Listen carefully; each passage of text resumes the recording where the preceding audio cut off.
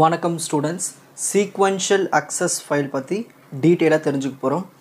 இந்த பேர்லேயே பாருங்கள், சீக்வென்ஷியல் அக்சஸ், அதாவது ஒன் பை ஒன்னாக நம்ம வந்து ஃபைலை வந்து அக்சஸ் பண்ணோம், only read mode or write மோடில். ஸோ அதுதான் வந்து sequential access file. So first definition பார்த்துடலாம். A sequential access file is a type of file where data is stored and accessed sequentially. So ஒரு நம்ம டேட்டாவை வந்து ஸ்டோர் பண்ணுவோம், அக்சஸ் பண்ணுவோம் ஃபைல்லேருந்து சீக்வென்ஷியலாக ஒன் பை ஒன்னாக. Meaning that you read or write data sequentially. ஓகேங்களா, ரீட் பண்ணலாம், ரைட் பண்ணலாம், one after the other. One by ஒன்னாக நம்ம என்ன பண்ணலாம், ரீட் பண்ணலாம், ரைட் பண்ணலாம் அந்த ஃபைலுக்குள்ளே. This contrasts with random access files where you can directly access any piece of data within the file. So random access file வந்து நம்மளுக்கு வந்து எந்த பொசிஷனில் இருக்கிற டேட்டாஸையும் நம்ம வந்து கொண்டு வந்துடலாம்.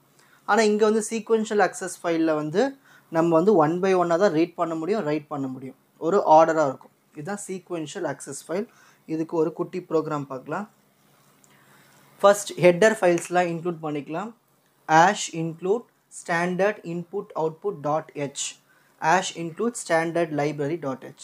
ஸோ நம்ம ஒரு மெயின் ஃபங்க்ஷன் ஓப்பன் பண்ணுறோம். இங்கே வந்து நம்ம இன்ட்டு மெயின் கொடுத்ததுனால லாஸ்ட்டில் நம்ம ரிட்டர்ன் 0ன்னு எழுதணும். ஓகேங்களா, நெக்ஸ்ட்டு மெயின் ஃபங்க்ஷன் ஓப்பன் பண்ணுறோம், கடைசியாக மெயின் ஃபங்க்ஷனை க்ளோஸ் பண்ணிடணும். ஓகேங்களா, இப்போ நம்ம வந்து ஒரு ஃபைல், அதுக்கு ஒரு ஃபைல் பாயிண்டர், இது எல்லாமே இனிஷியலைசேஷன். ஓகேங்களா, அப்புறமா ஃபைல் நேம்னு ஒன்று யூஸ் பண்ண போகிறேன். ஸோ அதை நம்ம கேரக்டர் எடுத்துக்கிறேன், ஏன்னா அதுக்குள்ளே நம்மளுக்கு வந்து டேட்டாஸ் இருக்கும், கேரக்டர்ஸ், அதாவது ஸ்ட்ரீமாக இருக்கும், ஸ்ட்ரீம்டு டேட்டாஸ். அதே மாதிரி இங்கே டேட்டான்னு ஒன்று எடுத்துக்கிறேன், அது நான் கேர்னு எடுத்துக்கிறேன். ஓகேங்களா, ஸோ நம்பராக யூஸ் பண்ணும்போது இன்டிஜர் யூஸ் பண்ணணும், ஆல்ஃபபெட்ஸு வேர்ட்ஸ்லாம் வரும்போது இந்த மாதிரி கேர் போட்டு யூஸ் பண்ணிப்போம். ஃபைல், அதுக்கு ஃபைல் பாயிண்டர். ஸோ இனிஷியலைஸ் பண்ணியாச்சு. நான் என்ன பண்ண போகிறேன்னா, ஃபஸ்ட்டு ஒரு ஃபைலை வந்து ஓப்பன் பண்ணுறேன் ரைட் மோடில். ஓகேங்களா, ரைட் மோட்னா அதில் போய் டைப் பண்ணி எழுத போகிறேன். ஓகேங்களா, சரி, அதுக்கு சின்டாக்ஸ் பாருங்கள், ஃபைல் ஈக்குவல் டு. ஏன் ஃபைல் இஸ் ஈக்குவல் டு, இந்த பேர் தான் நம்ம இங்கே யூஸ் பண்ணணும். ஸோ ஃபைல் ஈக்குவல் டு, இதில் என்ன ஸ்டோர் பண்ணுறேன், ஃபஸ்ட்டு சின்டாக்ஸ் எஃப் ஓப்பன், ஃபைலை வந்து ஓப்பன் பண்ணுறேன், ஃபைலினுடைய பேர். ஓகேங்களா, அப்புறமா ரைட் மோட். இப்போ நான் வந்து ஃபைலுக்கு செக் பண்ணணும். இப்போ நான் வந்து இந்த ஃபைலை வந்து நம்மளால் எழுத முடியுமா, எதனா ப்ரொடெக்ட் பண்ணி வச்சுருக்கா, இதெல்லாம் செக் பண்ணுறதுக்கு ஒரு கண்டிஷன். இஃப் நான் எடுத்துக்கிற இந்த ஃபைல் வந்து நல்லா இருந்துச்சுன்னா நம்மளுக்கு ஒரு மெசேஜ் வரும், error opening file for writing. So நம்மளால் அந்த ஃபைல் வந்து ஓப்பன் பண்ண முடியாது, எழுத முடியாதுன்னு ஒரு கண்டிஷன் இங்கே வந்து கொடுத்துருவோம். இதெல்லாம் ஸ்டார்டிங் ப்ரீ கண்டிஷன்ஸ்.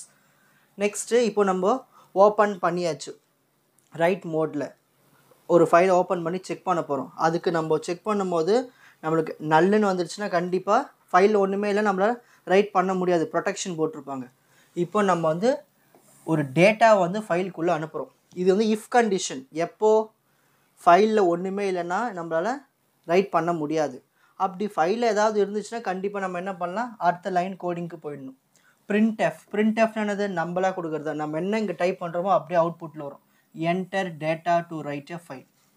இந்த மாதிரி நம்ம கம்ப்யூட்டருக்கு கொடுக்குறோம், இது மாதிரி எனக்கு பிரிண்ட் எஃப் காட்டு, enter data to right to the file. இப்போது நான் என்ன பண்ண போகிறேன்னா, இந்த ஃபைலுக்குள்ளே நான் டேட்டாவை இன்சர்ட் பண்ண போகிறேன். ஸோ ஒரு ஃபைல் ஃபங்க்ஷன்ஸில் ஒரு டேட்டா இன்சர்ட் பண்ணுறதுக்கு நம்ம என்ன யூஸ் பண்ணுறோம், இங்கே எஃப் கெட்டஸ். நம்ம டேட்டா இங்கே இனிஷியலைஸ் பண்ணிடுச்சு, டேட்டா, அப்புறம் அந்த டேட்டானுடைய சைஸு, அப்புறம் ஸ்டாண்டர்ட் இன்புட் எஸ்டிடிஎன். ஸோ இதுதான் வந்து சின்டாக்ஸ்.